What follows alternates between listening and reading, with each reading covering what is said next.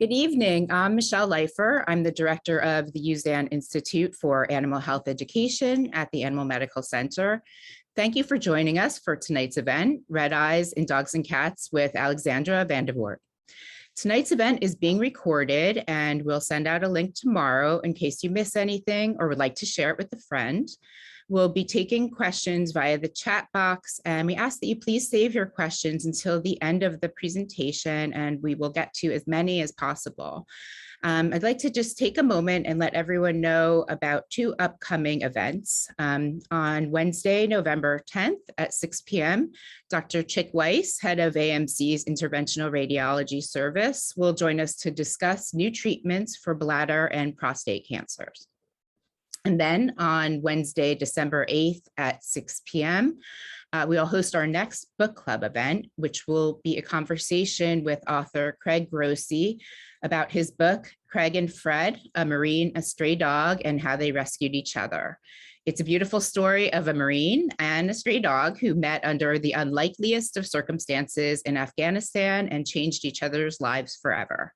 So you'll find more information about both events as well as the links to register in our newsletter, which goes out this evening. And we'll also have that information on our website at amcny.org/events. And now it is my pleasure to introduce tonight's speaker. Dr. Alexandra van de Woerdt is board certified by both the American and European Colleges of Veterinary Ophthalmologists. She came to AMC in 1994 and heads our ophthalmology service. Dr. van de Woerdt also serves as the director of postgraduate education at the Animal Medical Center, and we're so grateful that she made time in her incredibly busy schedule to lead tonight's event. Please welcome Dr. Alexandra van de Woerdt. Thank you very much. Thank you very much, everybody, for joining. You probably can see that I have a little poodle sitting on my lap, and that is my dog, Bella. She likes to sit on my lap, and I figured everybody that's zooming in is probably fond of animals, so I just left her on my lap. So I'm going to attempt to share my screen, and hopefully that will work, which will be very nice. And yep, I think it just did. So tonight we're going to talk about red eyes in pets, what can cause it and whether or not it's something you have to be worried about and what might be possible treatments. So when we get to it, first, I'd just like to take a moment just to go over the anatomy of the eye so that we know what we're actually talking about. And I'm very happy that I can actually use the pointer because I realized that the little letters are very little. But anyway, this is a cross-section through the eye. It's a schematic that was developed by the American College of Veterinary Ophthalmologists. And we basically have the tissue that lines the eye, the conjunctiva. And then the cornea is the clear part of the eye. And the cornea has many, many functions. And it is typically a completely transparent structure. The anterior chamber is the area between the cornea and the lens. It is normally completely transparent and it's fluid filled. Then we have the iris over here and over here. And of course, the center of the iris, that's the pupil, which would be right here. Then we get to the lens, and we all know that that is a structure that focuses the light onto the retina so that we can actually see things in focus. As we all age, at some point of time, you kind of need these things, the reading glasses, because as we all age, our lens gets tougher and tougher, it gets denser. And at some point of time, you can't focus as well anymore. And that's when you get these lovely reading glasses. Usually people have about 10 pairs or so around the house because they're never where you want them to be. Now the lens is suspended inside the eye with little tiny zonules. You can see them right here, 360 degrees that keep that lens in place. The vitreous is kind of a gel between the lens and the retina, and then the retina is in the back of the eye. And that is like the film in a camera. It processes the light and it allows us to see. So here are some of the causes, and that's only part of it. But this is what we're mostly going to talk about today. I'm just got some highlights from it, but there's many, many other causes as well. But if we talk about the conjunctiva, the tissue that lines the eye, What makes that red? The most common reasons are dry eye, infectious diseases. It can also be secondary to other eye diseases. It could be secondary to allergies or sometimes excitement, and just a word about something we call a cherry eye. Now, what is Keratoconjunctivitis sicca, KCS, or easily known as dry eye? Dry eye basically means you're not producing enough tears. And that's quite a common thing in people. It is also not that uncommon in dogs, and it's much more significant in dogs than it is in most people. Now, it is not that uncommon in dogs, and there's definitely predisposed breeds. I would say the West Highland White Terrier, Bulldogs, Shih Tzus, American Cocker Spaniels. There's actually quite a number of breeds that are predisposed to it. And what typically people see is the first sign is just discharge, more than you're used to, especially in the morning. And that discharge happens because as the eye doesn't produce enough normal liquidy tears, it starts producing kind of a mucus that is then not being removed the way it should because there's not a normal tear flow. So you get this kind of chronic discharge that is kind of like sticky, yeah, like you can see it sitting here on the eyelids. And you can have persistent redness as well. The eye just stays red no matter what. Now, over time, you can get significant changes in the cornea, like that you can get a lot of pigmentation, you can get some vessels, which eventually can get so bad that it can potentially actually even lead to blindness. And dry eye is not comfortable. So how do we treat this? Now, this is an eye with very severe dry eye. You can see that the mucus is kind of stuck to the surface. And these poor dogs, sometimes in the morning, as they first wake up, they can't even open these eyes. These eyelids are stuck together. So the most important thing to realize about treatment for dry eye, we can never cure it. We can only manage it. And we do that by multiple things. The most important part is tear stimulants. In people, typically people get recommended just to use some over-the-counter artificial tears during the day, maybe some gel or ointment at night. And every once in a while, people might get prescribed Restasis, which is basically a very low concentration cyclosporin. Now, in dogs, just artificial tears is just not going to do the trick. So we go straight to the tear stimulants. And that can be the topical cyclosporin, a brand name for it is Optimune. Or if that doesn't quite work the way we want, we might have a higher concentration of cyclosporin or tacrolimus compounded to try to stimulate the own tear production. Pilocarpine is a medication by mouth that was basically used in the old days when I first started. And it was when the cyclosporin was not available yet. It is rarely, sometimes still used, but not very often anymore. Now, in addition to the tear stimulants, it is also not uncommon we may prescribe an antibiotic to kind of deal with the secondary infection that can be there, secondary to the eye being dry. Or you might use an anti-inflammatory medication to help with the redness.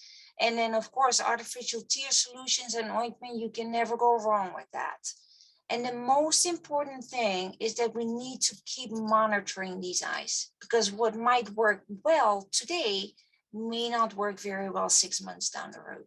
So it's very important that we keep monitoring the effect of the medications so that we can adjust medications if need be. Now, if we talk about conjunctivitis in cats, conjunctivitis in people, they frequently refer to as pink eye. Now, conjunctivitis in cats is usually infectious in origin. Feline herpes virus infection is probably the most common cause for it. Chlamydophila and mycoplasma are also known causes for that. Now, talk about feline herpes virus infection. It's a very common virus. It's been estimated that at least 90% of all the cats in the United States have the virus in their body. And if you are kind enough to get an animal, a cat from a shelter, you can almost be 100% for sure that that cat has been exposed to the virus. So typically what happens is you kind of get this sad kitty and they get an upper respiratory infection.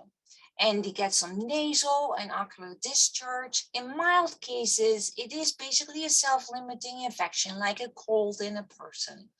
And then what can happen as they get through it, the virus may become dormant in the body, and it may recur later in life, especially in times of stress.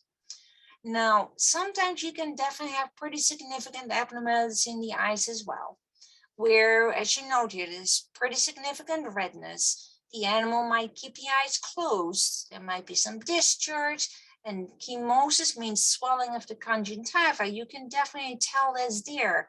The conjunctiva, that tissue that lines the eye, is almost swollen beyond the eyelid margins. It can also affect the cornea.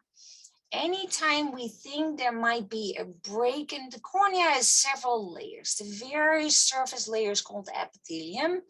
Anytime there's a break in there, we have a corneal ulcer, and we'll talk a little bit more about it. And one way to diagnose that is by doing a special stain, a fluorescein stain.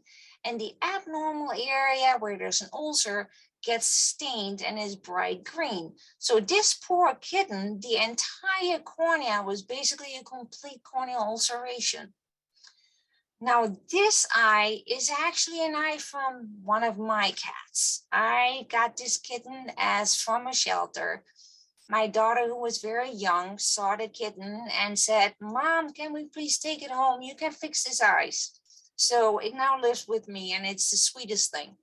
But as you can tell, if you see this white spot here, there, that was at some point of time, my little cat had a complete perforation in the eye, which the eye actually healed by growing in some tissue, some iris strands, and developing a big scar here. He still sees in that eye, which is quite amazing. Not all cats get that lucky. You definitely can potentially have blindness as an outcome from feline herpes and virus. And it's also very important, it may come back in times of stress. Now, how do we treat this? We typically use topical antibiotics to prevent a secondary bacterial infection from getting in there. And ones that are commonly used in cats are erythromycin, terramycin, sometimes tobramycin. If it's very mild, that might be all that we need. If it's more significant, then we may need some atypical specific antiviral medications as well, such as topical cidofovir or topical trifluridine, or an antiviral medication by mouth called famciclovir. This was a kitty cat that had very severe herpes virus that not only affected the eyes, but the skin around it as well. And as you can tell, this was her a month later. She did awesome.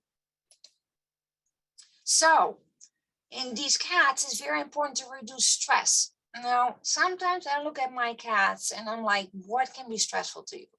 You have a nice warm bed, you've got food on demand, you've got companionship. What is stressing you? Well, there's a few things that I've known over the years that seems to be very stressful to a cat. Moving seems to be the most stressful thing. Adding a new person or a new animal to the household can be stressful as well. Or if you go away on vacation and then you come back, don't be surprised if it seems like all of a sudden your cat is awaiting to you with a squinting eye because there's a flare up from the feline herpes virus. That can definitely happen. So that was feline herpes virus. Now, the conjunctiva, the tissue that is lining the eye, can also be related to secondary to other ocular diseases. And I'll talk about a few of them that are most important: glaucoma, uveitis, and lens luxation. Now, glaucoma is an elevation in intraocular pressure. It's not a good thing. It can be very quickly blinding and it can be very painful. So what do we look for? An acute onset of redness of the conjunctiva, a hazy appearance of the cornea. This is not a normal clear cornea. Remember I said the cornea needs to be nice and transparent. This one is not. And then a dilated pupil right here. And in the acute phase, there can be loss of vision as well. Now, glaucoma tends to come in one eye before the other. And the first eye that it hits, the loss of vision is typically something that you don't notice because there's a completely a normal other eye. And of course, a person would immediately notice there's something wrong with vision in one of my eyes. But a dog or a cat, if they still have good vision in the other eye, you may not notice anything. How do we diagnose it? We diagnose it by measuring the intraocular pressure. And we can do that with something called a tonal pen, which we have here, or a tonal vet is a different instrument as well. Both of them are totally fine instruments to measure the pressure. A normal intraocular pressure in dogs and cats is between 10 and 20 millimeter mercury. So how do we treat glaucoma if it's there? Well, glaucoma, it's very important that treatment gets started as soon as possible. If you or your veterinarian suspects glaucoma, an immediate trip to one of the emergency rooms is definitely recommended because especially in the acute phase, hours can make a difference as far as the potential prognosis for vision. So what are some of the most common medications that we use? Well, anti-glaucoma eye drops, they're basically people eye drops that we use in pets. Dorzolamide, a lot of people actually sometimes say like, oh, I use that too. Yeah, well, yeah, they're all people glaucoma medications. Dorzolamide reduces the production of fluid in the eye, and so does timolol.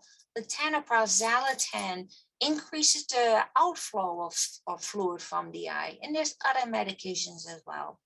We may need an anti-inflammatory eye drops, and we may need some medications by mouth as well. The most important thing with glaucoma, treatment needs to be started as soon as possible. Now, we may need to do surgery.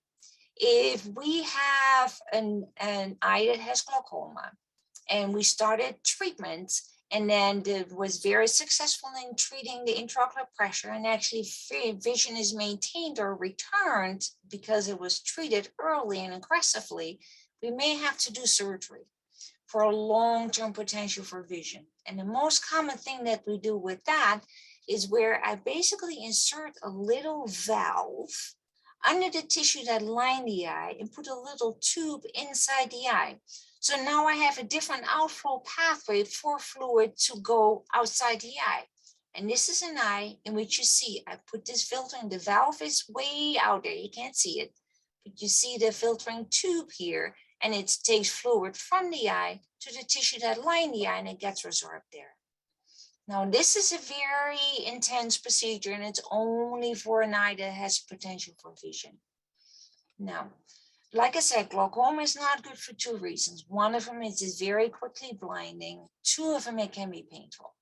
So if we get to the point where we cannot control vision, control pressure, and we have lost vision, then we may need to do a different kind of surgery because we want to make sure the animal is comfortable.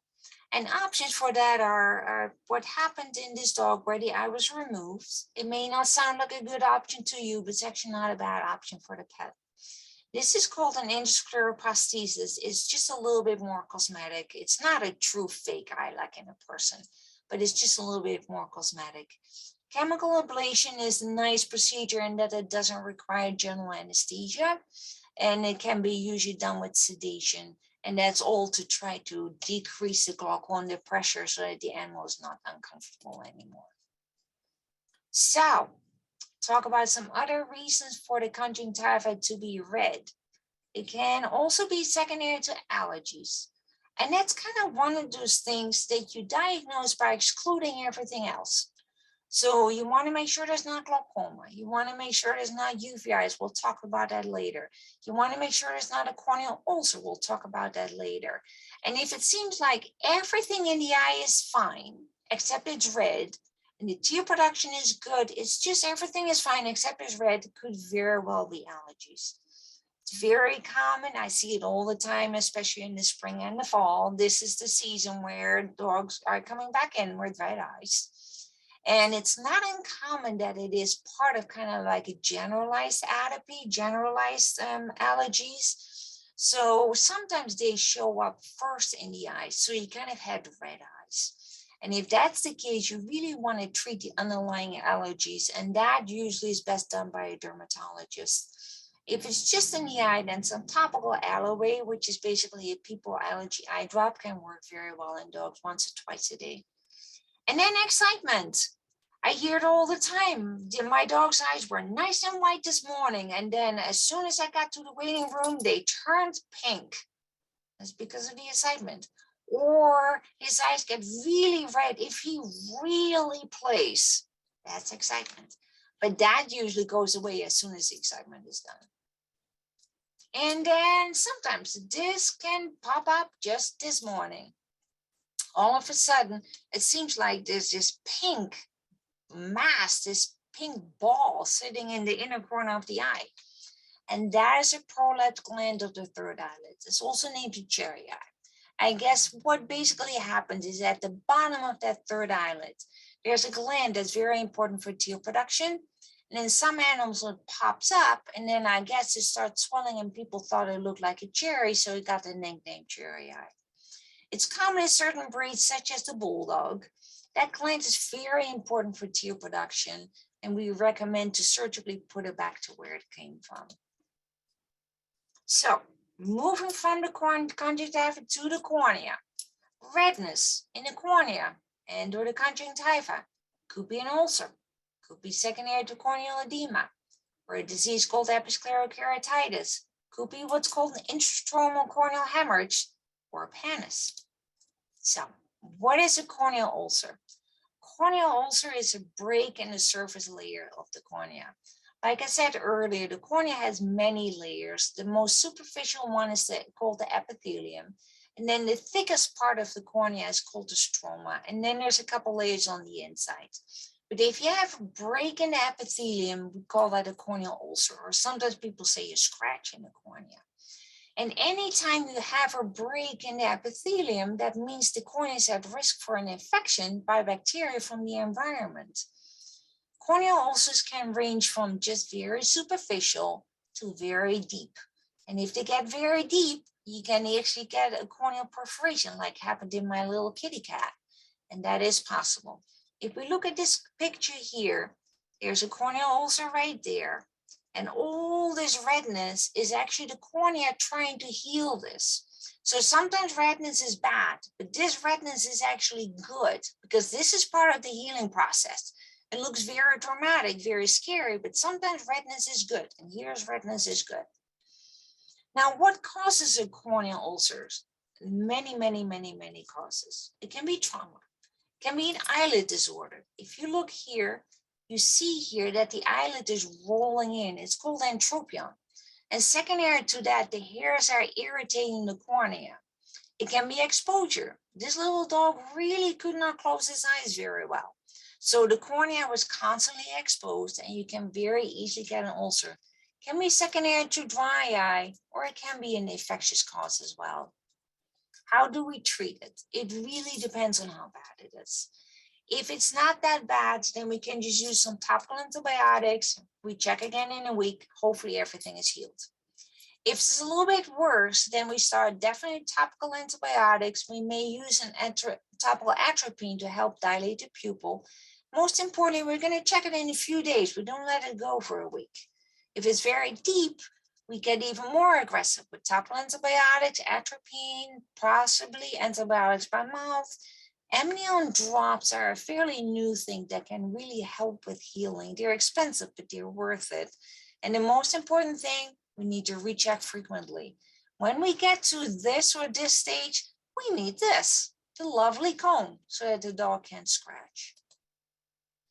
Some ulcers get very bad very quickly, and they may need surgery. Like this was a very deep corneal ulcer where there was really only a couple cell layers still intact in the cornea. I was about to perforate. So what I did is I took a little piece of this tissue, the conjunctiva, and I sutured in here, kind of like patching it up, and that can help heal it.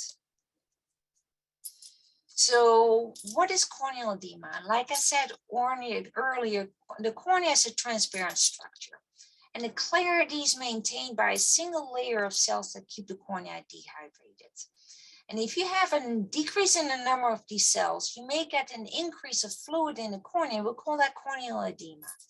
And that's you see here, this kind of really cloudy appearance, like what we saw in the eye with glaucoma as well. Secondary to that, you get very common that their conjunctiva is just red. It's just part of the disease. This is something that is progressive over time. There's no real good cure for it. This is an odd disease, Episclerokeratitis. It's a mouthful. So this is a disease that affects the tissue that line the eye. A friend of mine sent me this picture. And you get like a focal swelling of the tissue that line the eye. The eye is usually comfortable, but there's this red bump there. Now that could be either this inflammatory disease, the Episclerokeratitis, or potentially some sort of a tumor sitting there. So we may need a biopsy to try to figure out, is this just anti-inflammatory and we treat it with eye drops, or is it potentially a tumor? And then of course we need to completely treat that differently. This is a red spot. I got that from a good colleague, Dr. Lacroix. She gave me this picture. This is what's called an intrastromal corneal hemorrhage. And basically what that is the cornea has layers like an onion. And sometimes if you've got a pre-existing little vessel, like this little vessel looks like it may have grown into the cornea and just kind of sitting there. If for whatever reason that vessel bursts, it bleeds between the layers of the cornea. And then you get this red spot. The animals are typically always very comfortable. So they look at you with the eyes wide open and this big red spot sitting there. So it looks really scary. This in itself is not that significant. They usually slowly over time go away, but it can take a while. But they can be associated with underlying diseases such as a high blood pressure. So you do need to check for that. Now, this is another disease of the cornea. It's called PANIS, or chronic superficial keratitis, which is an immune-mediated disease of the cornea. The German Shepherd dogs and the greyhounds are definitely predisposed. It is aggravated by UV light. So supposedly the dogs in Colorado on the snowy mountains have sometimes a real hard time with it. And what disease is, it's a weird thing where the body thinks there is something abnormal in that cornea that needs to be healed by growing in all these vessels, and secondary bringing in pigmentation as well. But it's really a destructive disease where there is nothing that needs to be healed. Remember how I said red is good? Well, red is good if there's an ulcer that needs to be healed. Because once the ulcer is healed, let me just put Bella down. Once the ulcer is healed, then the vessels will start to go away. They've done their job, they'll go away. But there's no reason for these vessels to be here. So this is not good redness. This we need to treat with anti-inflammatory medications. And it is most important that this is a lifelong disease, that treatment can never be stopped. We move on to the next part of the eye. We go to the iris or intraocular diseases. We can have uveitis, rubeosis iridis, intraocular neoplasia tumor, and lens shifting out of the normal position, or a normal reflex from the eye. So what is anterior uveitis? Anterior uveitis is inflammation of the iris and the ciliary body. And if you look at this eye, you see significant redness. There's corneal edema again, and then typically the pupil is small. And the eye tends to be very hazy as well. Excuse me just a moment.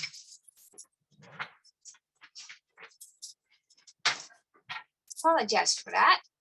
So my dog was trying to climb into something she shouldn't be going into. So I pick her up again.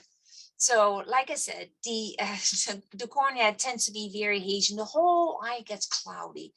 The most important thing about uveitis is this can be associated with diseases elsewhere in the body, where the eye is basically the window to the rest of the body.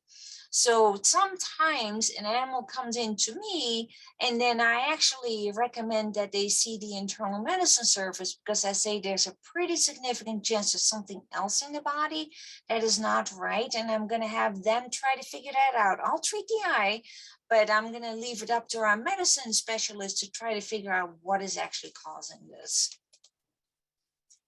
Rubeosis iridis is formation of new vessels on the surface of the iris. This was a kitty cat. And as you can tell, a normal cat iris is like nice and greenish or brownish or yellowish. It's not supposed to have vessels like this. So these are all new vessels. You can also see that the pupil is very misshapen in this eye. And rubeosis iridis is basically formation of new vessels on the surface of the iris. It can be seen in chronic uveitis. And it's very important that these eyes are monitored for the development of cataract and or glaucoma in the future. How do we treat it? If we find an underlying disease, we definitely want to treat that. We also want to treat the eye itself with anti-inflammatory medications. That can be steroids, non-steroidal anti-inflammatory medications. Sometimes the pupil gets very small, and then we use atropine to dilate the pupil. And here you can see the overall eye is just kind of hazy. Here you see a little bit of this rubeosis iridis. The conjunctiva is red, and everything is just too hazy and cloudy. That's because there's inflammatory material inside that eye. Very important to monitor that eye long term.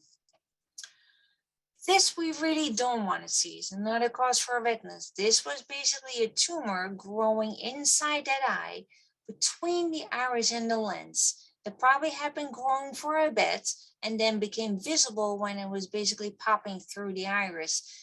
This is usually something that unfortunately we may need to remove the eye. Sometimes it's possible to remove just a mass, but frequently it's not possible to do that, and the eye will have to be removed. Luxation of the lens, that can also cause kind of like a red eye and a general discomfort. The lens is supposed to be here. If you see this white thing here, that's a very cataractal lens with a big cataract, and it's sitting on the bottom of the eye. So the lens, if it shifts, it can either move to the back, like it's sitting here on the bottom of the eye, or it can move to the front, between the cornea and the iris. If it sits in the back, it's usually fairly comfortable. If it sits in the front, that tends to be more uncomfortable, and that can be painful. So the eye is acutely red, and it's usually much more cloudy than this one is actually. I just like this picture because you could see the lens there. And it may be necessary to surgically remove that lens to preserve vision and keep that eye comfortable. And I'd like to take a little sidetrack to talk about a little bit about the normal fundus, the back of the eye of a dog and a cat. We all know at night when you drive, you try not to hit a deer because that's not so good. And one of the way that you do that, you kind of keep scanning the road and you keep scanning for these like bright eyes that look at you. And that is because the light of your headlights of your car reflects off the tapetum in the back of the eye. People, you and I, we don't have a tapetum, but dogs and cats and deer and most animals do. So the tapetum is this area. This is a dog, the back of the eye of a dog with the optic nerve. There's vessels. And this is a tapetum. It's a very highly reflective structure. Here's some more examples. This is a horse. This is the optic nerve with little vessels. And this is a kitty cat with, again, a very reflective tapetum. And this is optic nerve, and there's some vessels. Now, some animals may not have much pigment in the back of their eye. Let me actually go back one time. You see how this is very, very dark because there's a lot of pigmentation there. This animal doesn't have that pigmentation, so all these red vessels that are completely normal are showing up. But this animal, which was a cat, as you can tell from the optic nerve, still has a normal tapetum, so you probably wouldn't know much. This is a dog that does not have any pigment or a tapetum.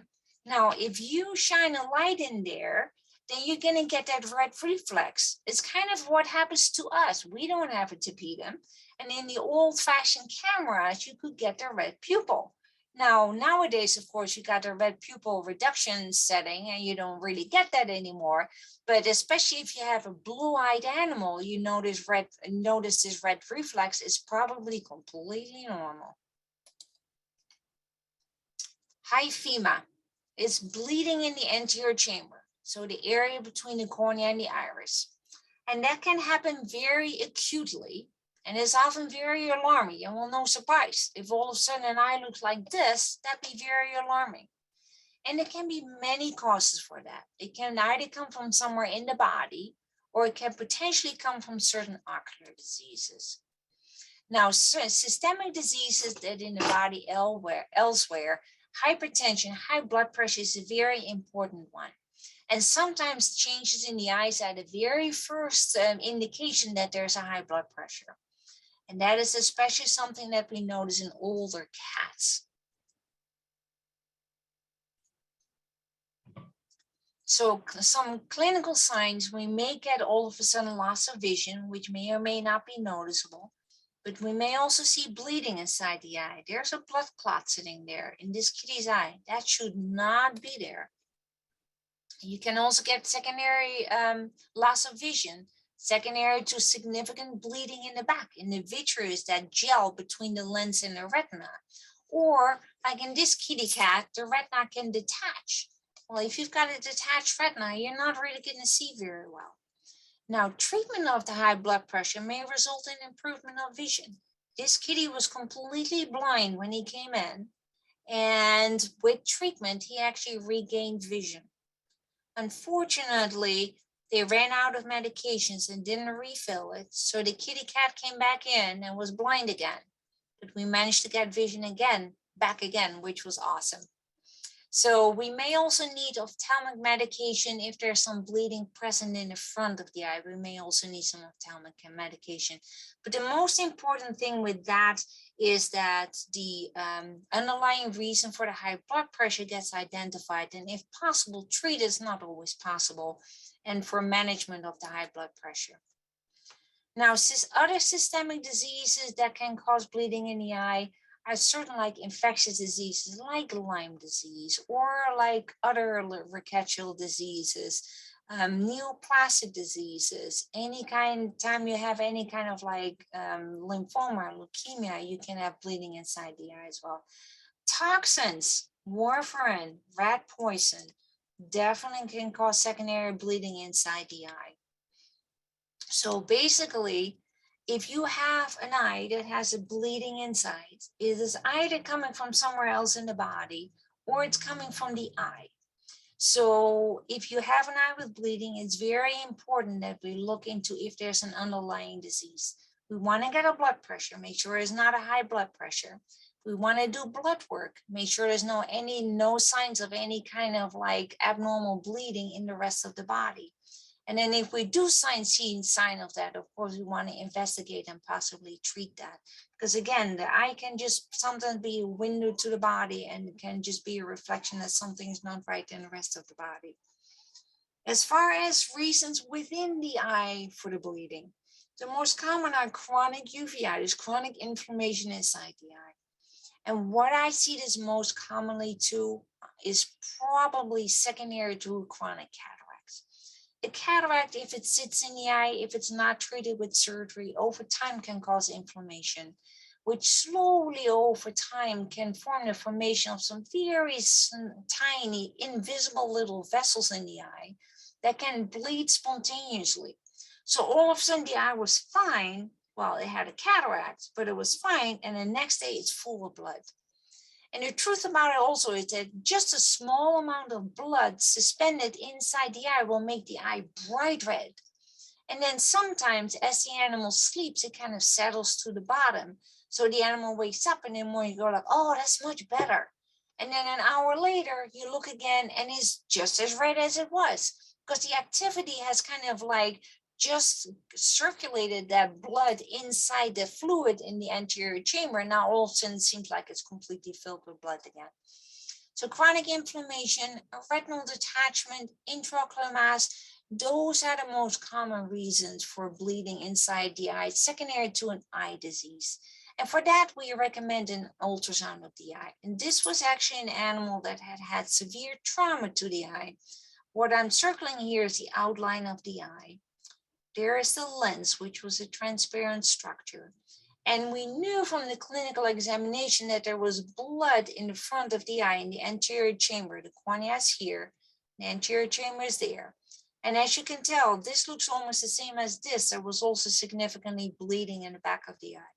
So at that point in time, we know that the prognosis for vision is very, very poor. Other reasons for bleeding, spontaneous bleeding inside the eye is a retinal detachment. And this has some nice little things. This is the cornea. This is the anterior chamber. This is the lens here, which has a cataract actually. If we take a look back again, a normal lens on ultrasound is completely transparent. While this one is not, it's got a cataract. This is the vitreous, and the retina is not supposed to be like that. It's supposed to sit here very nicely. It's not. This is a retinal detachment. And then this here again, we have the transparent lens, and then we have some vitreous here. But as you can tell here, there is a mass growing there that really should not be growing in that eye. So those are all reasons for the eye to develop spontaneous bleeding. So if we talk about red eyes in dogs and cats, there's really many causes. Some of them are benign and others can be harmful. So a big question, when do you worry? Well, here are some thoughts on that. If the eye is not uncomfortable, basically the eye is comfortable, it's just a little red, and the redness goes away like in a day or so, it is probably nothing. If the eye is comfortable, but the redness persists, it could be something a little bit more, like maybe allergies, or it could potentially be dry eye or something like that. If the eye is red and you notice other signs, such as signs of discomfort, meaning the animal is holding the eye closed, it's squinting the eye, or you notice changes in the eye itself, like we talked about, the corneal edema, the cloudiness, or changes in vision, or increased discharge, those would all be signs to worry about, and that would be something to try to take to a veterinarian and try to figure out what's going on. Again, it may be nothing, but then again, potentially it could be something that requires treatment. So that is that. I thank you for your attention, and I'll be happy to answer some questions. Thank you so much. That was a wonderful presentation, Dr. Van der Woerdt. I know everyone, it was a lot to take in, so just a reminder that we'll send out a link tomorrow in case you missed anything or would like to watch it again. We'll also send out a link to Dr. Van der Woerdt's cataract presentation that she did, I think 2 years ago, which was also excellent. Okay, we have some questions, so we'll get to it. First, we had a question about, can humans catch pink eye or catch any of these from cats or dogs? Excellent question. And the general answer is usually not, especially if you talk about the most common cause for conjunctivitis in cats is feline herpes virus. That's a very species-specific virus. It only likes cats. It does not like dogs. It does not like people. Chlamydophila is something that could potentially be a zoonotic disease, but it's very, very uncommon. I rarely ever see it. And most causes for like conjunctivitis in dogs are not infectious in origin and cannot be transferred to another dog or to a person. Okay, great. We have a question about, is there any proof that L-lysine supplement gel reduces the signs of either recurrence of feline herpes or makes it less severe? That is an excellent question, and that topic is a bit debated within the college and within the American College of Veterinary Ophthalmologists. There's some people that say like, it does not do anything. There's some research that says it does have an effect, and there's some research says that it does not have an effect. I guess the way that I look at it, I know it has no known side effects. So it's about as safe as you can get it. And I do think from clinical experience, it's not going to prevent a herpes virus infection, but I do think it can potentially shorten the duration and make it a little bit less likely to flare up. And I've had enough people tell me that after they stopped the L-lysine, that the eyes got worse. That I think based on clinical experience, I think it does have an effect. But like I said, this is debated within the college. There's certainly a lot of people who would totally disagree with me. Okay, great. When old pets, or really any pets, have the lashes on the lower eyelid rub against the eyeball, should anything be done to reduce that? Can that irritate the eye? If we talk about the entropion, like what I was showing earlier in the picture, where the eyelid actually rolls in and the eyelashes and the hairs of the eyelids basically rub against the cornea, that needs surgery. Now, animals don't really have eyelashes like people do, but some of them do develop extra eyelashes called the stichiae. And they're more common in certain breeds. In golden retrievers, almost all have them. Cocker spaniels, they're very common. And in those two breeds, they're usually very soft and they don't really do anything. The bulldog, if they get them, they tend to be much more stiff and they can be very irritating. So sometimes you have to do something about them, where we do a freezing procedure or an electrolysis procedure to try to remove these offending hairs. Most of the time, they're just kind of like they're there, but they're not doing much. Okay, great. What are the parameters that you consider if temporary or permanent tarsorrhaphy, I'm sorry if I'm pronouncing that incorrectly, is needed in corneal ulcer? I don't do temporary tarsorrhaphy very much in corneal ulcers, actually. I recently did it on a very old doggy that could not undergo more significant surgery. I am more likely to want to keep treating it with medication or potentially do a surgery like the conjunctival graft like I showed there. Okay. Okay. Are the corneal ulcerations from feline herpes due to the viral assault on the eye itself, or is it from a cat scratching its eyes? It's usually not from the cat scratching. The virus itself can cause some very small ulcerations. And then what frequently happens is real trouble starts if the secondary bacteria from the environment gets in there. That's when you get real trouble. So the virus, yes, itself can attack the epithelium and cause ulcerations. And the real trouble starts if a secondary bacterial infection gets in there and makes it worse. Okay. Okay. You have a question. She has a epileptic dog that she notices that a day before she has a seizure, the corner of one of her eyes gets very red. Mm-hmm. What type of red eye would that be? Well, the outer corner of one of her eyes, sorry. That's very interesting, actually. I've never heard of that, but it kind of ties a little bit into what I said. Sometimes the animals just getting excited. It makes their eyes red, and I wonder if this is kind of like something like it, but I've never heard of that, honestly. Okay. Question. I adopted a dog a while back, and when I turned out the lights, the dog had orange eyes that glowed. Could you please tell me what that might have been? That is probably some animals. I showed you some pictures on the back of the eyes. The most common color of the tapetum in dogs is usually green, yellow. There are some dogs that have an orangey tapetum. So you're probably seeing a reflection of that. Completely normal. Okay. Is there any known correlation between golden retriever pigmentary uveitis and Horner syndrome? Not that I'm aware of. Golden retriever pigmentary uveitis is an inflammatory disease that can be quite nasty. It frequently starts out with some cyst formation inside the eye, and it can progressively over time lead to cataract formation and sometimes blindness.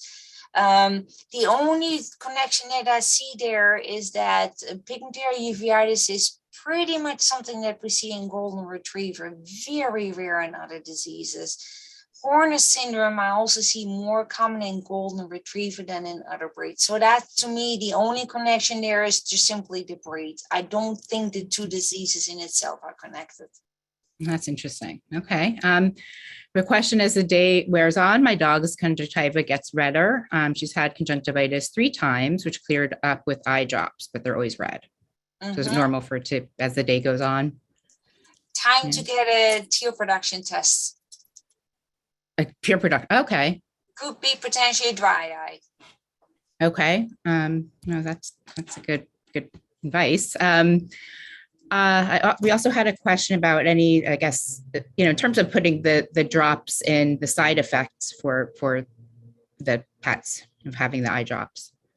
It all depends on the medication. Okay. Most of the medications, they just act locally. Some medications, some of it can be absorbed by the rest of the body, like topical corticosteroids. They can be absorbed by the rest of the body and can have a very mild effect on the rest of the body. But most of them are they work locally, and there's no real significant systemic effect. And any eye medication can potentially cause irritation. And some medications are pretty much irritating to every animal that we use them. And there are some medications that are rarely ever irritating, but then every once in a while, there's an animal that still reacts to it. It can sometimes be kind of an individual thing as well, where sometimes, for instance, with artificial tears, one brand may seem very soothing and the other brand may seem irritating. So it can sometimes be kind of a try to see which one seems to be soothing. Okay, great. We have a question a little beyond the scope, but that's okay, I hope. In the morning, her dog has a bit of discharge in the corner of her eyes. They're not red, but she has to remove the gunk. Any thoughts on that? It depends a little on what kind of dog it is. If you have a little doggy like this one, a poodle that has a very, very deep set eye, sometimes what happens is that they get what's called medial canthal pocket syndrome. And that's a big, long description to basically say that because these eyes are so deep set, there's kind of a pocket in the inner corner, and parts of the normal tear film is multiple layers. There's a little piece of a little bit of fat on top. Then the bulk of it is just a watery solution. And then the very bottom is a little bit of mucus to make it stick to the cornea. And if you've got these dogs with the deep set eyes, then that mucousy part doesn't get removed as well as it should. And it tends to accumulate in the inner corner. So if this is a dog that has like I said, like a very pointy face like that, it could just simply be that. And then there's nothing to worry about it. If you have like a dog that absolutely does not have this kind of configuration, it might be worth to, again, get the tear production tested. Okay, great. Just generally speaking, obviously it's like the eyes are something most people, we don't do much with until we have to. And then it's obviously a humongous concern and something that everyone's always worried about. But how do we care for our eyes, our pets' eyes, just on a daily basis? Should we clean them, or how best should we clean them? Every animal is different. Okay, I didn't hear to say. I have two dogs. You've seen my little poodle, and she does have this kind of like deep set eyes. So it's not uncommon that in the morning I kind of need to very gently clean it out. And I might just put a little bit of like an eye wash on her eye to kind of flush it out. And then gently with like a soft washcloth or a Kleenex, I kind of clean the discharge from the eye. And then I have another dog, which is a Labrador Pit Bull mix, and he never has any discharge or anything. So he never needs anything. So it depends a little bit on the dog. What is important though is to prevent this kind of like crusting that sometimes you see in the inner corner. You want to try to prevent that because that can be very irritating as well. And then what happens is that the eye starts producing more discharge again because there's that collected discharge. Now you kind of get a vicious circle. And what I find works very well for you is that you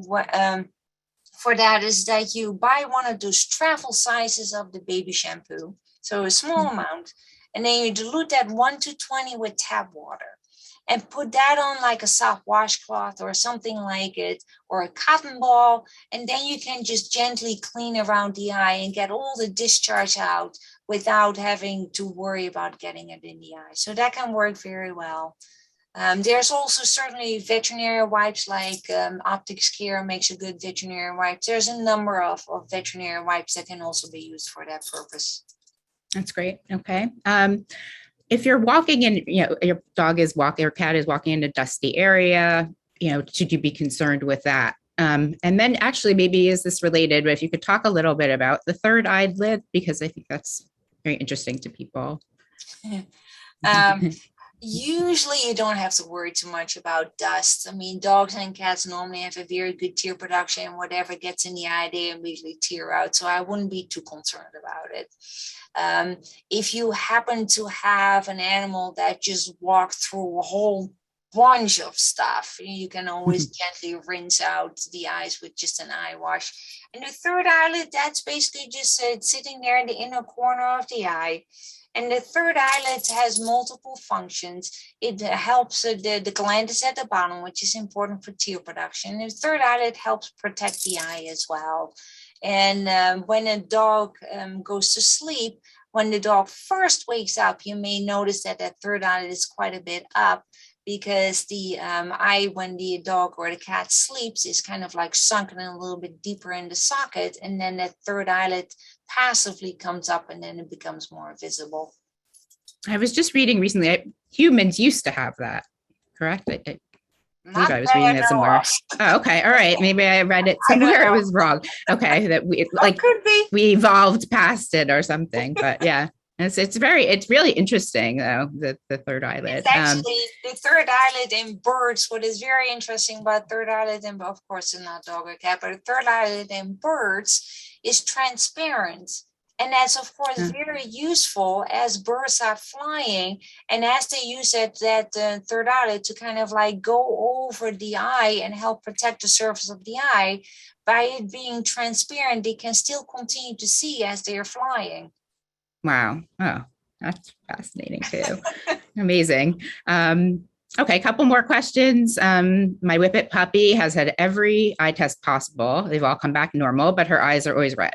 Might it be autoimmune or allergic problem? It's hard to know. I would say if everything, the tear production, the pressure is good, there is no evidence of an ulcer or anything, they're always red. Some animals have red eyes always, and that's just the way they are. But I would consider seeing a dermatologist just to make sure it's not an underlying allergy. And then if that's not the case, then I think at that point in time, you can pretty safely say that my dog has red eyes, and that's just the way it is. Okay. Let's see. My dog's eyes don't close completely when she sleeps. Does the third eyelid give any protection to the eye with that? Not usually a whole lot. The third eyelid usually kind of sits in the inner corner and doesn't do much with that. So eyelids not closing when dogs sleep, that's a very common thing. And it's not a good thing, because it tends to lead to drying of the very center of the cornea, which can lead to ulceration and eventually scarring. So if your dog's eyes don't close when they sleep, there's either one or two ways to deal with that. One of them is with surgery, where sometimes I kind of close these eyelids down so that they can function better. But you can also certainly use some over-the-counter artificial tear lubricating ointment, not drops, but ointments, and put a little bit on that once or twice a day, especially at night, to help protect the surface. Okay, great. This question, I have a Maltese who I got from the shelter a week ago, about 1 to 2 years old. She arrived with masses of brown discharge thickly over her face. Haircut removed much of that, but there's still more, and it's often, her eyes are often moist. What might this be? It's hard to. Yeah, that is very common in poodles. That's very common in like little white dogs. And basically what happens usually is the very inner corner has an opening to the tear drainage system in the upper and the lower eyelid. And what frequently happens in those dogs, the very inner corner is kind of tucked under a little bit. So those openings to the tear drainage system are not really in contact with the tear film. So instead of going through the tear drainage system, the tears just simply choose to flow straight over the face. And that's when you get this brown tear staining. Oh, wow. Okay. Oh, very interesting. What happens in PRA or cataracts when the iris lens floats away from the eye? Is it uncomfortable? Where does it go? Can the animal see again? Is medication needed? Is surgery needed to remove the fluid? All right. Well, there's a whole bunch. Yeah. PRA is progressive retinal atrophy, which is a progressive degenerative disease of the retina. And secondary to that, which eventually usually leads to blindness, secondary to that, the lens can form a cataract. Secondary to the cataract sitting in there, you can get secondary inflammation in the eye. Secondary to that, the little zonules that hold the lens in place can start to let go, and then the lens becomes mobile within the eye. Now, usually, remember, this all started with the PRA, the retinal degeneration. So the eye is blind from that. So even if the lens would fall to the back and kind of like go from the normal line of vision, the eye still would not regain vision because the retina in the back doesn't work. Okay. Wow. So whole cascade. Okay. Wow. Yes. Question about Panis. What is that and what does she do? Panis, that is chronic superficial keratitis, which I talked about in the German Shepherd and the Greyhounds. And that requires lifelong therapy with topical steroids, sometimes cyclosporin or tacrolimus. But yeah, that's the autoimmune degenerative disease in the cornea, and that requires lifelong therapy. Okay. All right. We have lots of compliments. Everyone's saying it's been a wonderful, comprehensive presentation, which it was. I just have one final question, which it very much beyond the scope, but just if you could settle, are dogs colorblind, or what do dogs see? No, they're definitely not colorblind. They have a little bit. They have perception for 2 out of the 3 main colors, which basically means that they live more in like a blue and a yellow world. And the red and greens they can't distinguish very well, but they're definitely not colorblind. Okay, but if you're going to buy a toy, maybe a blue toy is a good one. Okay, all right. Mm-hmm. Okay, great. All right. Thank you so much. Again, thank you, everyone. This was so wonderful. And once again, we'll send out the link tomorrow. And everyone, thank you, Dr. Vanderwerf, for your time. It's been like such a wonderful, informative presentation. And thank you to everyone for joining us and spending part of your evening with us. And have a great night. We'll see you next time. Thank you. Good night. Good night.